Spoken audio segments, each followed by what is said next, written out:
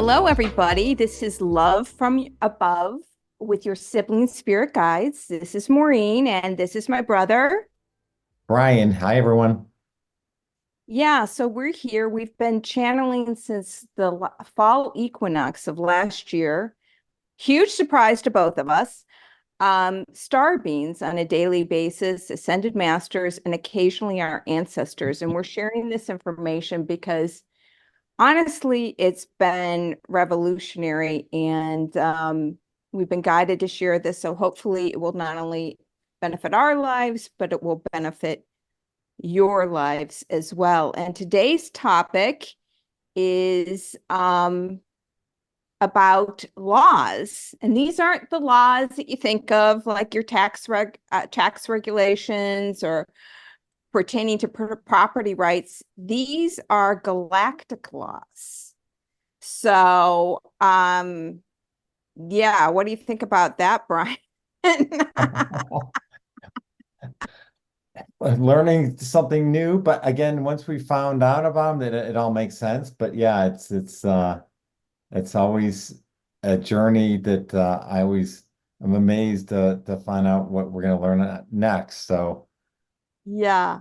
So, yeah, so this was really surprising. And the first law relates to love, and those who channel this message to us said if you follow this law, your life, the whole planet will be revolutionized. So, um, first of all, I want to talk about who this message came from. It came from a group of beings we've never heard from before, and they didn't leave a name. Most of these beings, right, Brian? Most of them don't even have names, which is interesting. Like, I don't know how they communicate with each other. or they don't have a name that I guess we could speak, right? Because some of them that they've given us provided a name, it's been hard to pronounce, or so yeah, it's Yeah. interesting.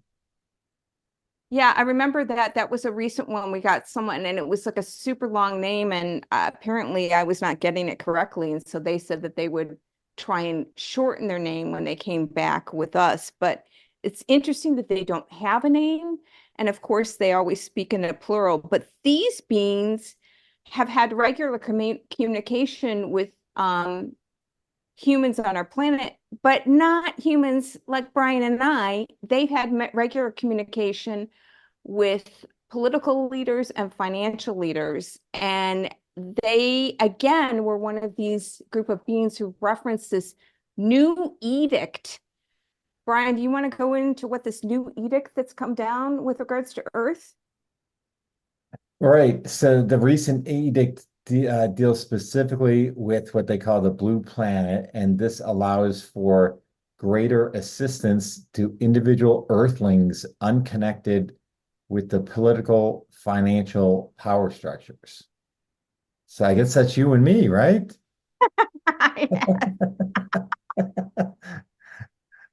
But we've had I mean, I would say we've had at least five different groups reference this recent edict, which is Absolutely. interesting, Yeah. which is really, really interesting. So Brad, do you want to go into the first law?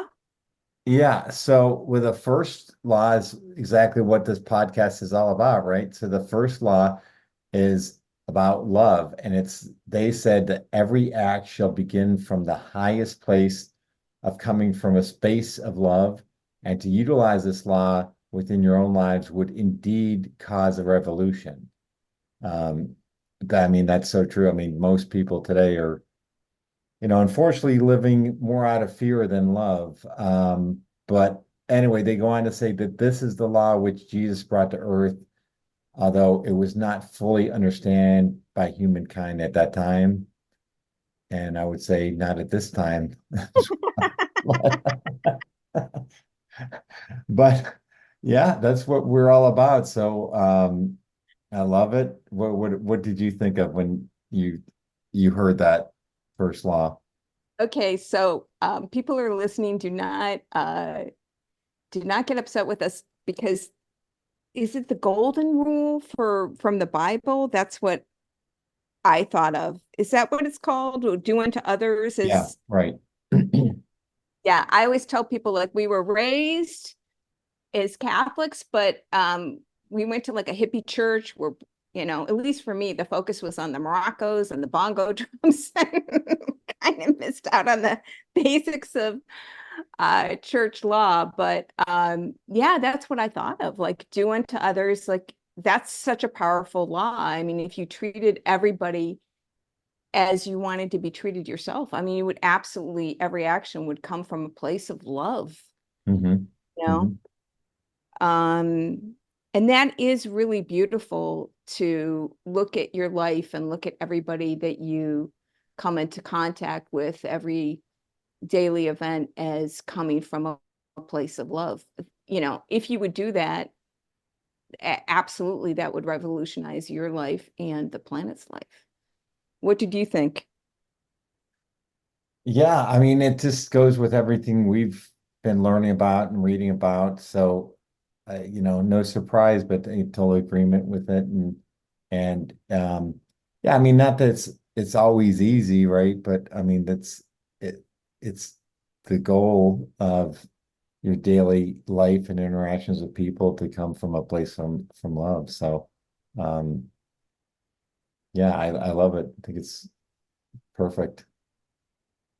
So the second law was kind of surprising to me. I don't know about you, for you, brother, but they said the second law is about sight. And they said all that is seen is not all that can be seen. And this law was with regards to making decisions, which, I mean, honestly, as humans, we make probably, hundreds of decisions a day, whether they're big or small. But to remember the footprint of your actions are beyond what you know possible. Say what? So, what did you think about this one, brother? Yeah, I mean, this is pretty profound. I mean, it goes on to say, that the choices that you make every day have a resonance beyond with which what you can know. What I thought of is, one of the books we both read fairly recently was about quantum jumping, Quantum Jump by Cynthia Sue Larson.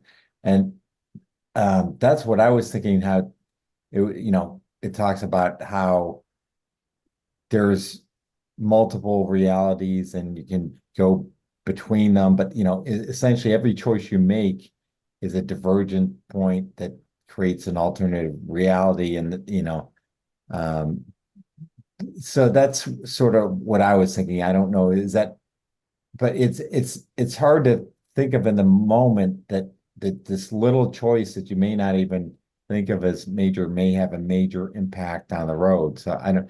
It sort of also remind me of, they also talk about like the butterfly effect, which is, something like a butterfly flapping its wings in Brazil can cause some, momentous weather event in another part of the world. And I don't know if that really relates to what we're talking about here, but it's just more like the implications of what you do have a major ripple effect. So it's really, those are the two things that came to mind. What about with you? Well, when I was actually channeling it, what the visual that I saw was like a still lake and just like the influence of like, one raindrop coming down on it and how that creates a geometric pattern. And so again, it's just a different perspective. It's a bigger perspective. And they also went in to say like that this is not to frighten us. Like, when you're deciding whether to put cream in your coffee or not, being like, oh my gosh, what alternate reality am I choosing with this? But they just wanted to broaden our perspective that this is that, that we are actually um I guess maybe choosing alternate. They didn't talk about that, but one thing that I think of too is we'll have to get into this one episode, but One thing we get a lot of from a group called the Watchers is the true history of our planet. And they often begin this by saying that there are multiple timelines, but that certain figures, like one of them is Napoleon, like he's a central figure. Like it doesn't matter what timeline you're in, Napoleon Napoleon was apparently, was a marker in all of those timelines. So I don't know. In some ways, it's hard for my human brain to comprehend this all. What do you think? It is. I mean, you're living in the moment. It's hard to think that, some decision you're making today can have a ripple effect on your future. So especially like a small decision. I mean, obviously a major decision, I get it, but like it was more referencing their small decisions can have a major impact on your future. So yeah, it's sort of hard to grasp, to be honest with you, but it is very interesting. And yeah, I appreciate that they shared that with us. It's also interesting that they've shared this information with our political and financial leaders, because I don't think that that has been. No, I don't think that message, if it was received, it certainly isn't apparent in the behaviors of the Yeah, leadership, but yeah. yeah. But their bottom line was they wanted us to get us not so focused in the now and to consider the implications of the decisions we make, even the smaller decisions.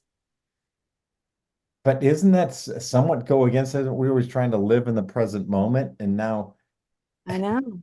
I know. Well, our job is just to relay this information, to yeah, share this information. So, right, right, yeah. right, absolutely, Um, it is mind-blowing. I mean, it is absolutely mind-blowing. definitely, definitely.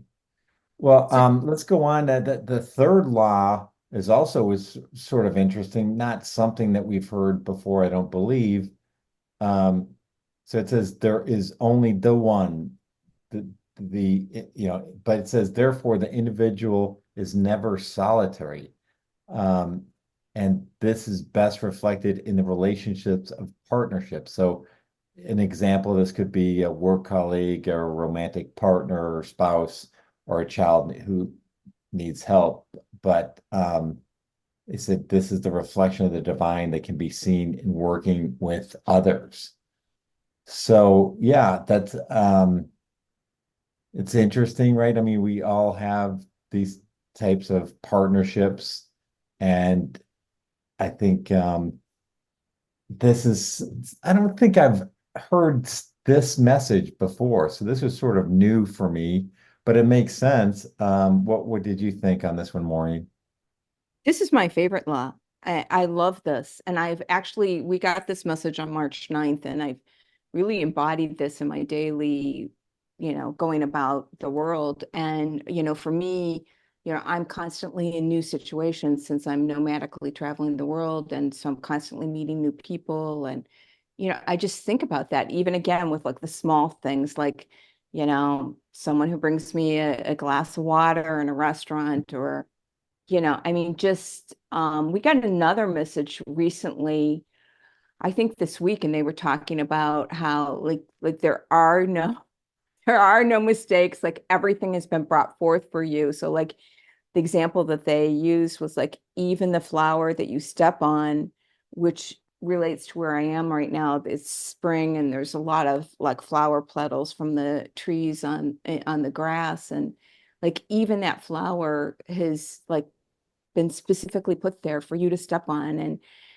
so I mean, I just love this, to look at every person who comes into my life as like a partnership and an expression of my relation with the divine creator. I mean, I think that's so beautiful. And again, I'm just embodying that in my daily life and just feeling a lot of gratitude for all the people that I come across.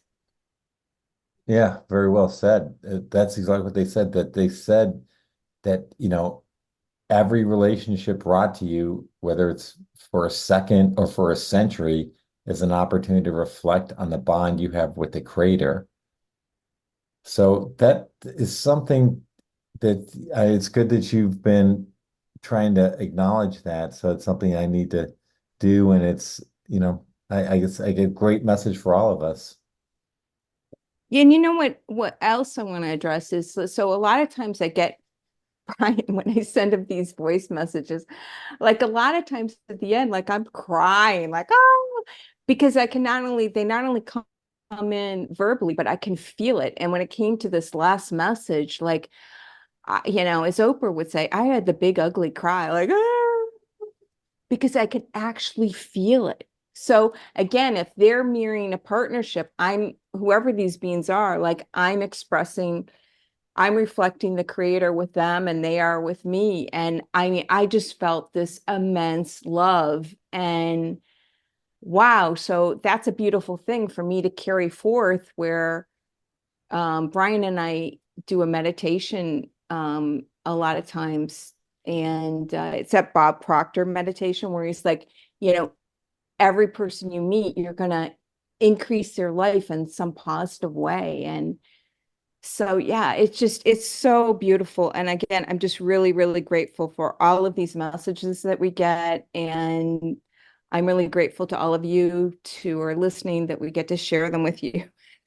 So, it's again a big surprise, but happy, happy, happy to be on this ride. Yeah, it's been great that they've provide us the content for every episode. So it's been good. The last point that they mentioned, I want to get your thoughts on this because it says this is the law that falls furthest from the truth within the human realm on the blue planet. So that's so true, but it's just not visible to people that how each person they can come in contact reflects, with the bond that you have with the creator. So, um, yeah, it's something else to think about, I guess. What did you Well, think it? can I point out? Yeah. So I am really focused on one of my New Year's resolutions was like to quit using my phone only when necessary. And I really noticed like it doesn't matter where I am, like so many people, if you walk down the street, so many people are engaged with their phones. Um, and so yeah, and like again, I'm dealing a lot of people with it in the service industry, whether it be a hotel or a taxi or in a restaurant. And so many times people are on their phones and just like not even aware of what's going on around them. So yeah, I mean, I could definitely see that too. But I also think that using the phones, if we all are one, it is a way for us to connect with everybody. And I think that's why everybody loves it so much. And, it's a way to can be connected. We're connected with so many people um through the phone, but I've really been limiting my phone use. That's a great point. Yeah, I see that all the time, whether I'm at a red light and the light turns green and no one goes because they're on the phone, or at the gym where people are take forever on different equipment because they're on their phone. It's like just people are so consumed by the phone. So it's a good message for all of us to really step back and really only use it when needed. And again, yeah, it's a great point to connect, but not to just people. I would love to see the average, screen time for most users. You know, I think almost every waking moment people are on their phones, so it's getting to be a little too much for everyone. But you add some good perspective on that. I like it. Yeah. So yeah, I wanted to close this off with which I thought was the most beautiful message from this session. And they said, love permeates everything and is reflective all that the creator has spawned into existence. Wow. Wow. Again, all about love. Yeah. Well, a couple Yeah. other things to note. So again, if anyone has any comments, we can be reached at Love from Above Podcast altogether. That's love from above podcast at gmail.com.